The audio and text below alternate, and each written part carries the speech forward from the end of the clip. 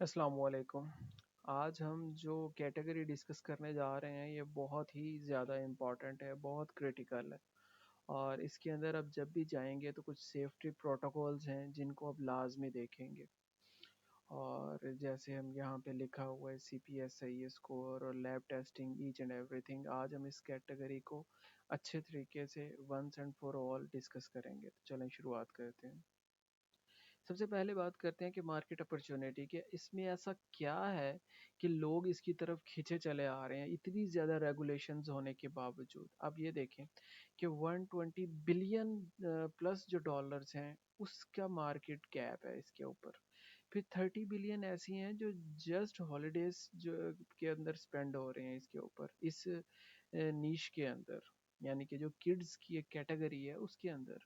फिर repeat buyers होते हैं इसमें, जैसे अब स्टूडेंट्स या वैसे किड्स हैं तो वो ग्रो कर रहे हैं, तो बच्चे बहुत जल्दी ग्रो कर रहे होते हैं, तो उनकी जो चीज़ें होती हैं वो उनको फिर छोटी होना शुरू हो जाती हैं। समटाइम्स अगर वो कुछ ऐसे टॉयज़ ले रहे हैं अप्रैल से हट के, कपड़े तो ऑफ कोर्स छोटे होंगे, कुछ ऐसे गियर्स ले रहे हैं या टॉयज़ ले रहे हैं जो कि एज स्पेसिफिक होते हैं।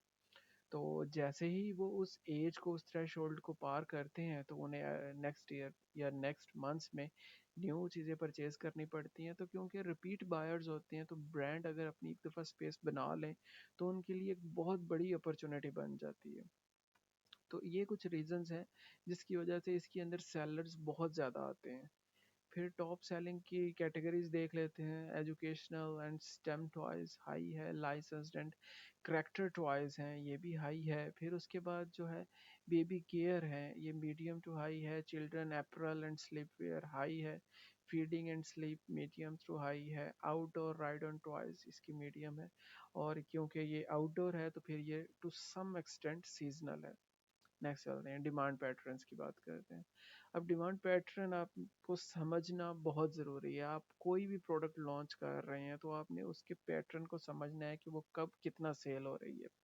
जैसे गिफ्टिंग कल्चर होता है, रिसर्च पेरेंटल हैबिट्स हैं, एज आउट रिप्लेसमेंट साइकिल्स हैं। अब ये देखें, पीक कैलेंडर को हम एक दफ़ा देखते हैं कि जनवरी फरवरी में न्यू ईयर है तो एजुकेशनल रीसेट हो रहा है, तो स्टेम और लर्निंग टॉयज जो हैं उनकी डिमांड ऑफ कोर्स बढ़ जाएगी। फिर जो मार्च और मई है इसके अंदर ईस्टर ने आना होता है, फिर उनका एक ये फेस्टिवल है। फिर राइड ऑन टॉयज जो है उनकी डिमांड बढ़ेगी क्योंकि ये स्प्रिंग का टाइम है। और फिर जून से अगस्त इसके अंदर बच्चों ने वापस स्कूल जाना है तो वो होता है। फिर बैकपैक्स और आउटडोर गियर्स की डिमांड यहाँ पे रहती है। सितंबर अक्टूबर जो है उसके अंदर हॉलीडेज आएंगी, हेलोवीन कॉस्ट्यूम्स की सेल बढ़ेगी। और फिर नवंबर दिसंबर ये पीक सीजन है, इसके अंदर टॉयज गिफ्ट होते हैं ज़्यादा से ज़्यादा। तो जो टॉयज़ की सेल है वो 30 से 40% बढ़ जाती है। तो आपने जो इन्वेंट्री मैनेजमेंट करनी है वो इस सीजनल पीक कैलेंडर को देखते हुए ही करनी है। नेक्स्ट चलते हैं, this is the most regulated category in e commerce. अब ये देखें, एक तो सबसे पहले ये इस रूल को देख लें, consumer product safety improvement act. ये रूल क्लियरली कहता है कि इसकी सर्टिफिकेशन के बगैर कोई भी प्रोडक्ट लीगली अमेरिका के अंदर लॉन्च ही नहीं हो सकती। उसके अंदर केमिकल हैजर्ड्स चेक होते हैं, फिजिकल हैजर्ड्स चेक होते हैं, डॉक्यूमेंटेशन जो है वो एट रिस्क चले जाती है। इवन आपका अकाउंट तक सस्पेंड हो सकता है अगर आप ये साइड नहीं कर रहे तो। अब ये होता क्या है, consumer product safety improvement act, CPS है ये एक्चुअली 2008 में पास हुआ जैसे यहाँ लिखा है, उसके बाद ये इम्प्लीमेंट हुआ। तो उसके अंदर ये केमिकल जो है उसकी लिमिट्स हम देख रहे होते हैं। जो लेड है वो लेस देन 100 ppm होना चाहिए। आपको पता है कि ये बहुत ज़्यादा डेंजरस होता है। फिर पेंट की रेशो इतनी है कि इतना होना चाहिए। फिर थर्ड पार्टी की हर सूरत टेस्टिंग होनी चाहिए। फिर एक ASTM F963 है, ये पास होना चाहिए। ट्रैकिंग लेबल्स परमानेंट लगे होने चाहिए कि कुछ अरसे बाद उतरे ना, ये परमानेंट लेबल्स हों। फिर जो CPC है जिसको चिल्ड्रन प्रोडक्ट सर्टिफिकेट भी कहते हैं, तो ये प्रोडक्ट भी आपने हर सूरत लेना है। और उसके बाद हम देख लेते हैं lead and phthalate limits the exact numbers. यहाँ पे कुछ लेड के और पैथोलेट जो प्लास्टिसाइजर्स हैं, इन दोनों के कुछ एग्जैक्ट नंबर्स और सर्टिफिकेशंस मेंशन्ड है। तो आपने अगर अपनी प्रोडक्ट लॉन्च करनी है तो इनको आपने इन डेप्थ स्टडी करना है, और उसके बाद ही अपनी प्रोडक्ट को लॉन्च करने की तरफ जाना है। और इसकी प्राइसिंग को भी ऑफ कोर्स आप अपनी जो है उसके अंदर कॉस्ट में वो ऐड कर लेंगे। यस, ठीक है। अब इसके अंदर क्या होता है, इसके अंदर हम देख रहे होते हैं कि मैकेनिकल एंड फिजिकल कुछ इश्यूज ना हो, जैसे शार्प एजेस ना हो जिससे बच्चे जो हैं वो डैमेज कर सकें अपने आप को भी या किसी को भी। तो इस चीज़ का ख्याल करना है। फिर सॉल्युबल हैवी एलिमेंट्स, मतलब अगर वो निगल भी जाएं तो वो सॉल्युबल होने चाहिए, ऐसे नहीं होने चाहिए कि जो बॉडी के लिए नुकसानदेह हों। बैटरी कंपार्टमेंट्स कतन नहीं होने चाहिए।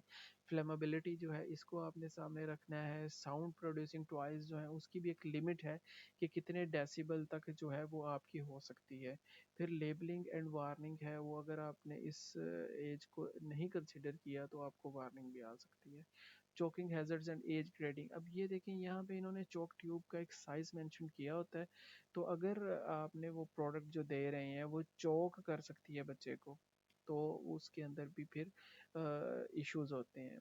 आपकी वो सर्टिफिकेशन ही समटाइम्स पास नहीं होती, वो जो टेस्ट होते हैं वही पास नहीं होंगे। तो एज ग्रेडिंग के कुछ रूल्स हैं उसको आपने फॉलो करना है।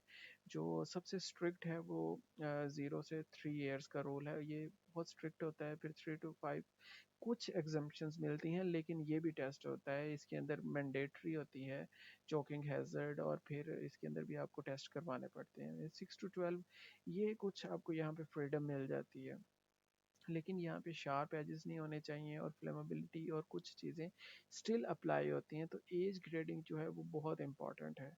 अच्छा, अब इसमें सबसे पहले आपने, अगर इस प्रोडक्ट में जा रहे हैं, आपको रेवेन्यू अच्छा नज़र आ रहा है, आपको पता है कि आप यहाँ पे ब्रांड इजीली बिल्ड कर सकते हैं, और इन फ्यूचर वो बहुत आपके लिए रेवेन्यू जनरेट कर सकते हैं, और इतना स्ट्रॉन्ग आप इसको समझ रहे हैं, तो आप फिर आइडेंटिफाई इसके रोल्स को करेंगे, थर्ड पार्टी लैब टेस्ट करवाएंगे, सीपीसी इशू करवाएंगे जिसको कहते हैं चिल्ड्रन प्रोटेक्ट प्रोडक्ट सर्टिफिकेट, वो लेंगे, फिर लेबल करेंगे और फिर शिफ्ट करेंगे। लेबल भी जैसे मैंने आपको बताया कि वो परमानेंट होने चाहिए।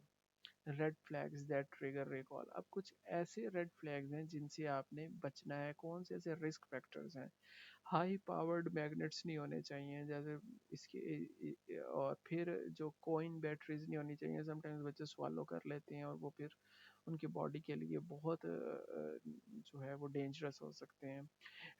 ड्रॉ स्ट्रिंग्स ऑन हुडीज, इसको भी नहीं होना चाहिए। लॉन्ग कॉर्ड्स एंड इलास्टिक्स नहीं होने चाहिए जिससे वो कोई स्ट्रैंगुलेशन के कोई डेंजर हो आपको, कि मतलब सफोकेशन हो सके, गला दबाया जा सके, इससे बच्चा कोई मर सकता हो। तो इसलिए भी इसको भी लॉन्ग कॉर्ड्स और इलास्टिक्स, ये चीज़ें जो हैं ये रेड फ्लैग्स हैं, इनसे आपने हर सूरत बचना है। डिटैचेबल पार्ट्स नहीं होने चाहिए, प्रोडक्ट कंप्लीट प्रोडक्ट्स होने चाहिए, कुछ ऐसे पार्ट्स नहीं होने चाहिए कि बच्चे उसको स्वालो कर सकें। तो इन चीज़ों का आपने ध्यान रखना है। अब अमेज़न जो है वो क्या कौन से डॉक्यूमेंट्स रिक्वेस्ट करता है आपके एसएन पे, सीपीसी होना चाहिए जैसे हम पहले बात कर चुके, चिल्ड्रन प्रोडक्ट सर्टिफिकेट, फिर सीपीएसआई के ट्रैकिंग लेबल्स लगे होने चाहिए, टेस्ट होना चाहिए थर्ड पार्टी से, और इमेजेस जो है वो क्लियर होने चाहिए, और फिर पैकेजिंग भी के ऊपर भी ये चीज़ें मेंशन होनी चाहिए, कैटेगरी स्पेसिफिक होनी चाहिए। अगर आप ये काम नहीं कर रहे तो सबसे पहले तो सबसे जो छोटी है वो सज़ा पनिशमेंट, उसमें आपकी लिस्टिंग रिमूव हो सकती है, एसिन आपका डीएक्टिवेट हो सकता है, फिर अकाउंट लेवल के रिस्क हो सकते हैं, और हज़ार्ड वार्निंग ऑब्लिगेशंस जो हैं वो आपको ऐसी कुछ ऑब्लिगेशंस आ सकती हैं, आपके अकाउंट की हेल्थ जो है वो कंप्रोमाइज़ हो सकती है। तो आपने जब इसको करना है तो प्रॉपर पूरा सर्च करके बैकग्राउंड उन रूल्स को जो हमने मेंशन किए पहले उनको पढ़ना है अच्छे तरीके से, और फिर आपने इस के अंदर आपने चेक इन करना है। और ये सिर्फ यूएस के लिए नहीं है, यूके, कनाडा, ऑस्ट्रेलिया, ईयू, सब के लिए ये चीज़ जो है वो एप्लीकेबल होती है। अब ये देखिए कि इतना ये इम्पोर्टेंट है कि इसके अंदर 5 मिलियन प्रोडक्ट्स जो हैं वो रिटर्न हुई हैं। अब ये दो चीज़ें दिखा रहा है, एक ये कि लोग इसमें फिर भी आ रहे हैं, और इतने आ रहे हैं कि 5 मिलियन से ज़्यादा लोगों की प्रोडक्ट्स को जो वापस भेजा गया है 1 साल के अंदर।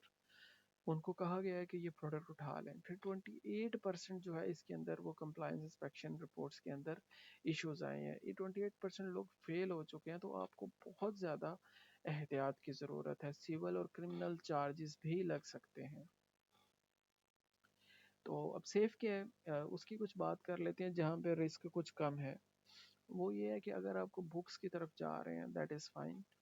सॉफ्ट कवर्ड प्रिंटेड गुड्स हो, ओके है। फैब्रिक ओनली आइटम हो, आप ब्लैंकेट्स की तरफ जा रहे हैं, तो भी ये फ्लेमेबल नहीं होते, और इस चीज़ का आपने ध्यान रखना है, तो ये भी ओके है।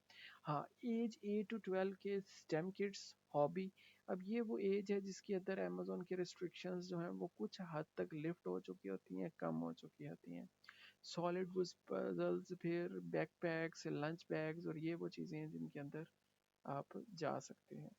जब आपने लॉन्च करना है, तो लॉन्च करने से पहले ये एक चेकलिस्ट है, इसका आप स्क्रीनशॉट ले लें और इसको आपने रेडी करना है पहले। जैसे हम देख लेते हैं, हमने बात की CPSIA की, इसकी आपके पास सर्टिफिकेशन होनी चाहिए। फिर थर्ड पार्टी की सर्टिफिकेशन होनी चाहिए, जो और फिर चिल्ड्रन प्रोडक्ट जो सर्टिफिकेट है उसके 7 एलिमेंट्स पूरे होने चाहिए, और कब इशू हुआ वो होना चाहिए। कॉशनरी गाइडलाइंस होनी चाहिए कि कैसे कैसे उसको यूज़ करना है। तो ये सारी चेकलिस्ट आपके पास हर सूरत पूरी होनी चाहिए, और फिर ये आप लॉन्च की तरफ जाएं। अब देखें, demand is real, so is the risk. बहुत क्लियर है, सेल्फ एक्सप्लेनेटरी है कि जितनी ज़्यादा डिमांड है उतना ही ज़्यादा रिस्क भी है। तो आपने जस्ट डिमांड को ही सामने नहीं रखना, आपने रिस्क फैक्टर को भी सामने रखना है, और उन तमाम रूल्स की जो कि यहाँ पे मेंशन्ड है और रिक्वायर्ड है और चाहिए हैं, उन सारों को आपने खुद अंडरस्टैंड करना है, और फिर इसकी जो है लॉन्चिंग, उसकी तरफ आप मूव कर सकते हैं। Thank you for watching. किसी किस्म का कमेंट्स हो तो आप कमेंट कर सकते हैं।